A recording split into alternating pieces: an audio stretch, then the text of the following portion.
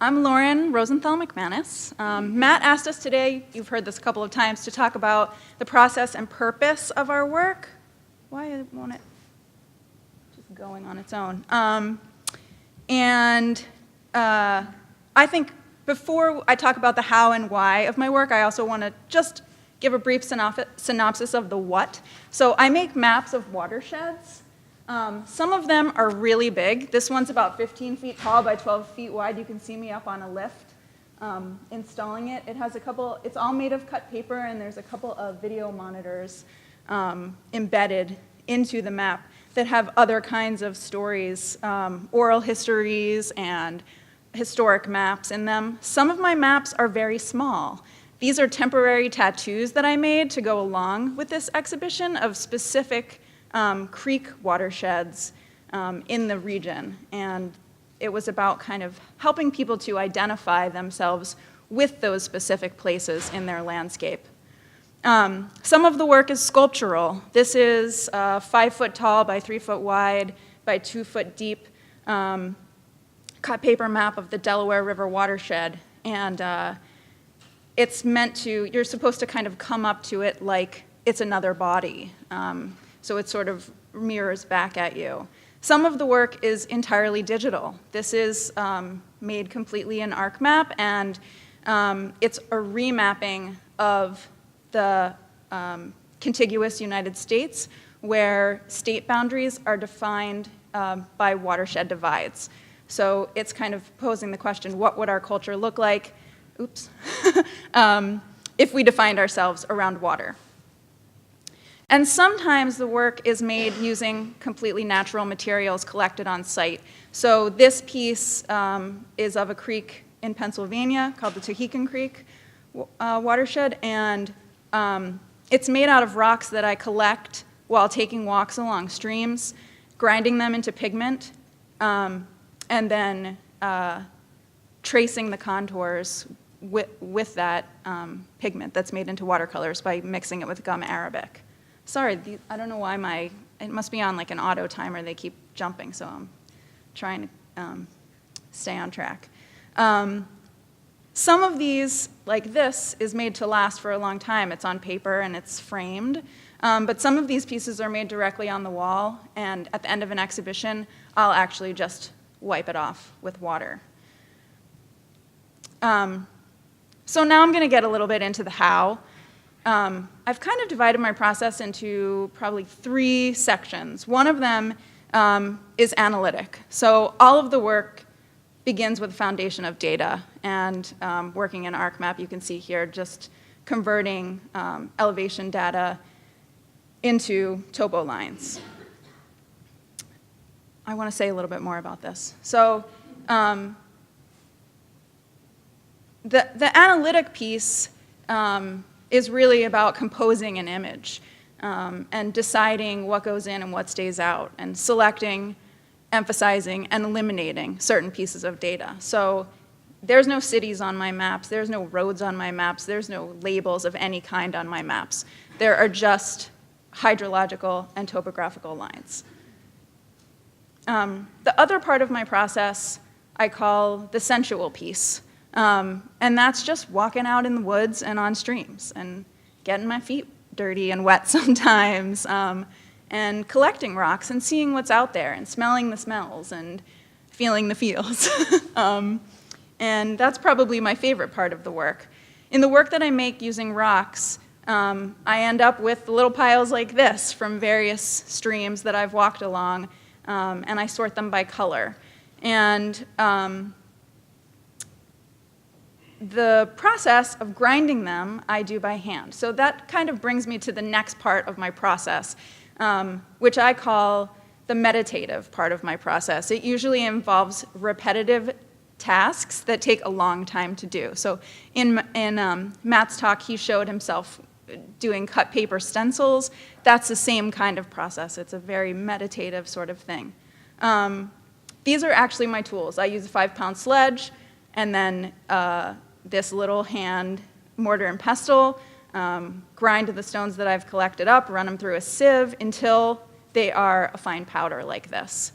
I don't want them to be perfect. When you really make watercolor paints in fine art, you use a glass that's etched and another piece of glass that's etched, and you really rub things down to the finest powder.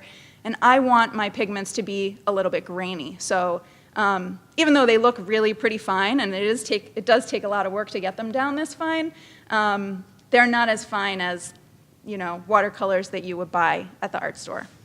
I'm glad that Nick showed a little bit of his process of vinyl stencils, because that's also a part of my process a lot of the time when I'm making these pieces, because I want to mask off an area that I don't want to get painted, because I want the streams to remain looking like streams, and so there's the paper there.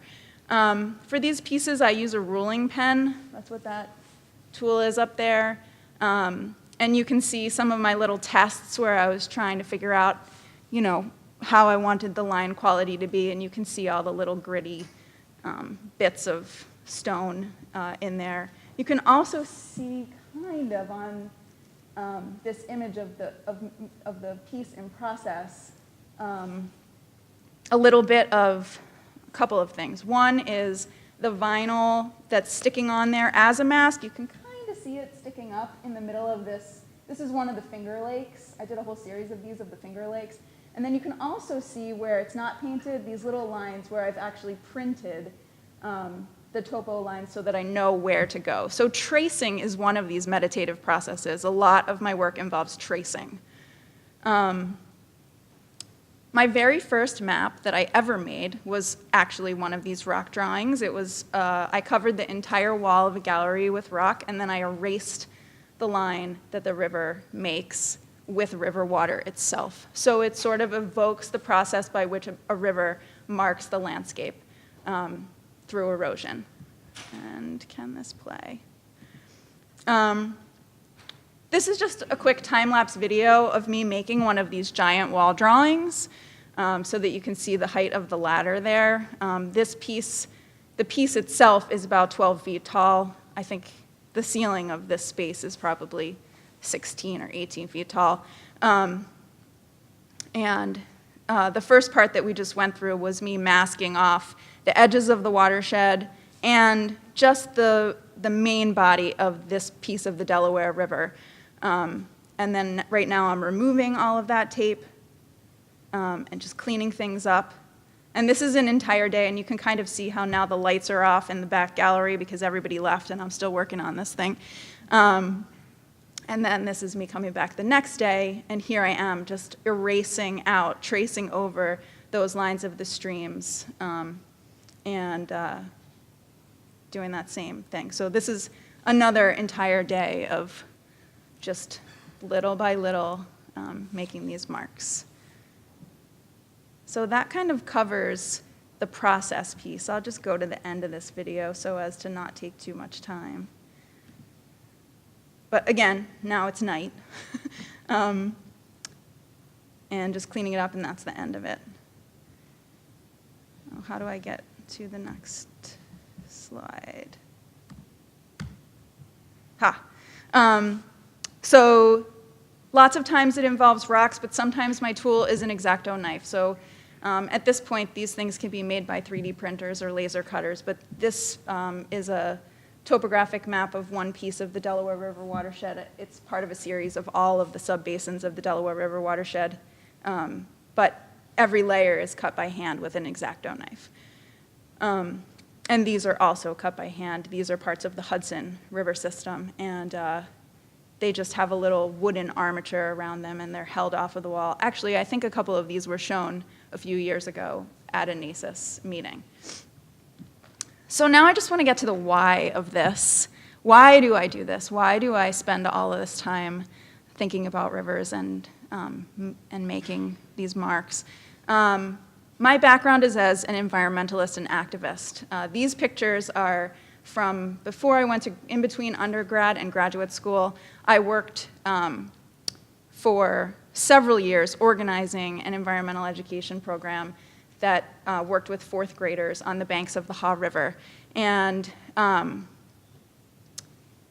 you can see how maps played a part in this program, and also how art played a part in this program.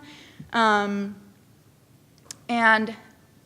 what I want to say about activism in this work is that I think that everyone in this room probably knows this, but maps are incredibly powerful.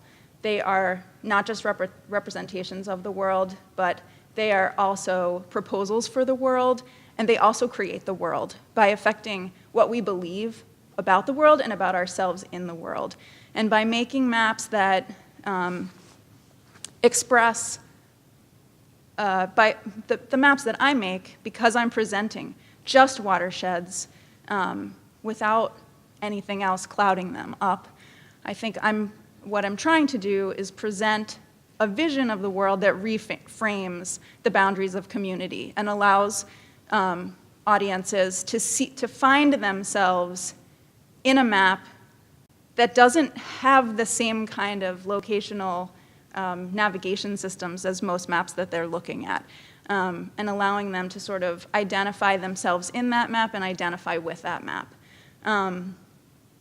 I also believe that beauty is seductive, and by making maps that are beautiful, I think that leads to a kind of curiosity and engagement in thinking about what that map means and why to look a little bit deeper. That leads me to this, which is another part of my work that I'm very excited about. These are some pictures of a workshop that I recently led at the Nurture Nature Center in Easton, Pennsylvania. And I've just starting to kind of open my practice to a more collaborative, community-based model. I'll obviously still continue making the personal work, but I've been starting to lead watershed mapping workshops and working with communities and giving presentations about maps and about watersheds and water quality issues, and then having them participate in actually making a watershed map. The final map from this workshop is still not put together entirely, so there's just a tiny piece in the bottom right-hand corner of each participant was given a panel to make their mark in the bigger picture.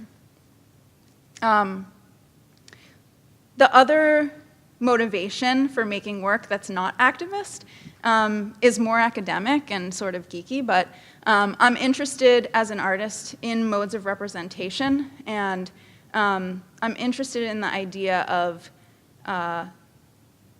both our perceptual understanding of landscape, the way that we move around the world and view ourselves in it through our vision and our senses, and then also a more analytical understanding of landscape, which sort of speaks to what Matt was saying about this sort of God view. But when you have a systems view, a map allows you for a larger perspective and a more systems view of how your perspective of moving through the world fits into a bigger picture. And so a lot of my work sort of experiments with the intersection of those two modes of representation and tries to figure out the connection between them. So this is kind of, I don't know if these images really make sense to you out there, but this was something that I made as a proposal for a project for an outdoor sculpture. It's a camera obscura that the projection screen is actually a laser-cut topographic map of the watershed region. And then when you look into this camera obscura will be placed somewhere along the trail that goes along the stream. And when you look inside of it, images from the local surrounds will be projected onto the map of that region. So there's a sort of layering or merging of those two forms of understanding the world, how the little picture fits into the big picture. This is another experiment in that this was a web mapping project that I made where users could upload images and stories to specific points in the watershed, so that there was that layering of the big picture with people's individual stories. Ultimately, the thread that runs through all the work and all of my motivation, no matter whether it's activist or whether it's more academic, is the idea of connection. What I'm interested in is, I don't know why this does this. What I'm interested in is allowing for the possibility of connectedness, whether it's an audience member finding themselves in a map, or the connection between different modes of representing landscape, or understanding how a watershed looks like the vascular structures in a leaf and in our own bodies, and that there's a certain order about this world that seems very chaotic, and that we're a part of it, and that we're also responsible to it. And that's all I have to say. Thank you.